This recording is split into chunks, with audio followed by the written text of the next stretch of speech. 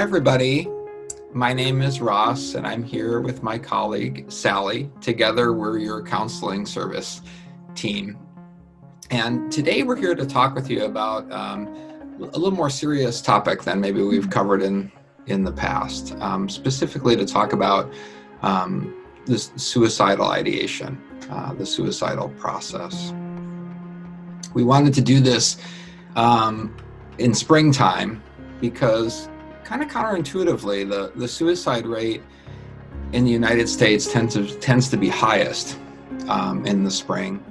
One thought about that is that, folks are hopeful that the sunshine will relieve them of the psychic pain they found themselves in the winter. And if that doesn't come, if there are more complicated issues that need to be dealt with, they can lose hope. But at any rate, this is, I think, a good time to be talking about this. Yeah. One of the things that Ross and I have talked about recently is just revisiting some of the statistics around suicide in the United States, and with young adults between the ages of 10 and 24. And so it's kind of more stereotypical college age people, students, that suicide is the second cause of death for young adults.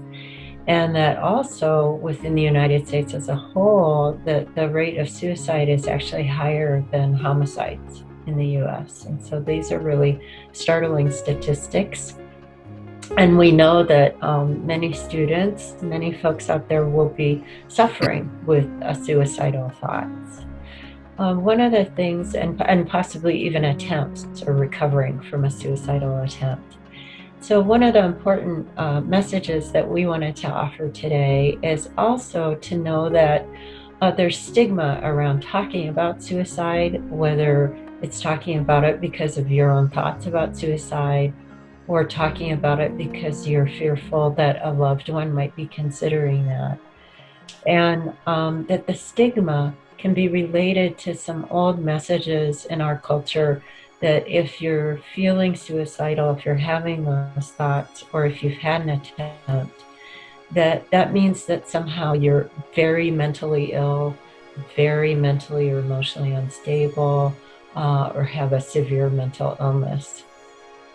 And that really, we believe that for the most part, suicidal thoughts is a human experience. And some people may be suffering with some severe mental illness that's prompting the suicidal thoughts, but often it's just because considering suicide is just part of the human experience.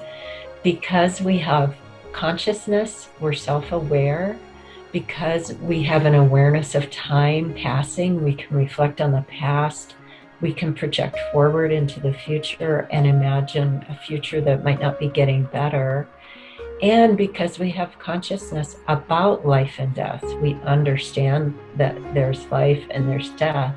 Those things combine for us in a unique way as humans with our brains and our capacities for these awarenesses to at times then contemplate our own death.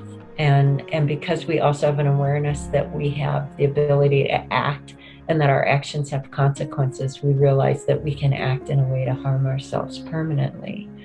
So that's a key message to deliver, to share with all of you, is that if you're suffering with suicidal thoughts or a loved one is, to know that you're not broken, you're not crazy, you're just a human being that's suffering and in pain, and that the way that you're suffering and the way you're thinking about whatever's going on right now is your thinking has kind of become narrowed and maybe a bit of tunnel vision, so that you're not able to see other solutions beyond that solution of ending one's life as a way to get relief from the pain.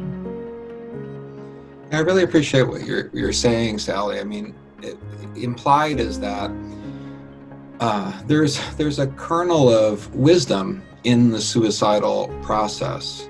Now, there's a saying that suicide I think it's a true saying that suicide is a permanent solution to a temporary problem.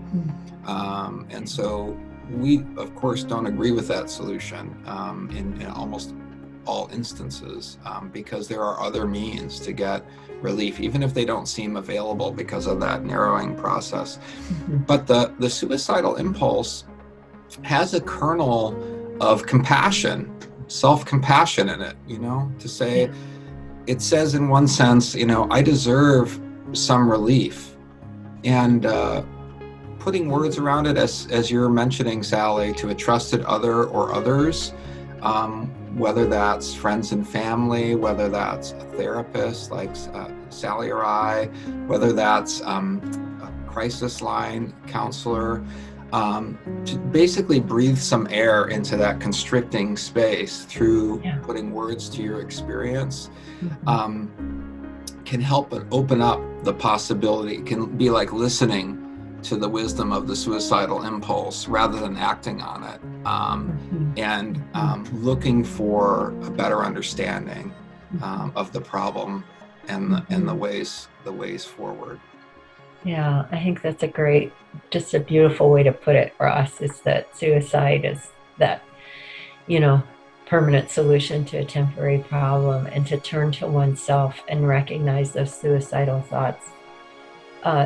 Hope that we encourage you to not be embarrassed or humiliated by those thoughts, but to turn to oneself and consider, this thought is my desire to feel better, to get some relief. And so then that can signal, it's time for me to get help and to talk with somebody, because I'm struggling to find relief and I've gotten stuck in my solutions. Yeah, we're going to put up on the screen, 3 hotlines that are available 24 hours a day, 7 days a week. Ross and I are certainly here to help you, but we're not available in the evenings or on the weekends. And so these 3 resources, the National Suicide Prevention Hotline, the Thurston County Crisis Hotline, and then also the text line can be great resources as well. So please utilize those. And as always, whether it's for suicidal concerns for yourself or a loved one, or any other concerns that you've got, know that we're here for you, and you can reach us through counseling at spscc.edu. Thanks, everybody. Thank you. Take good care.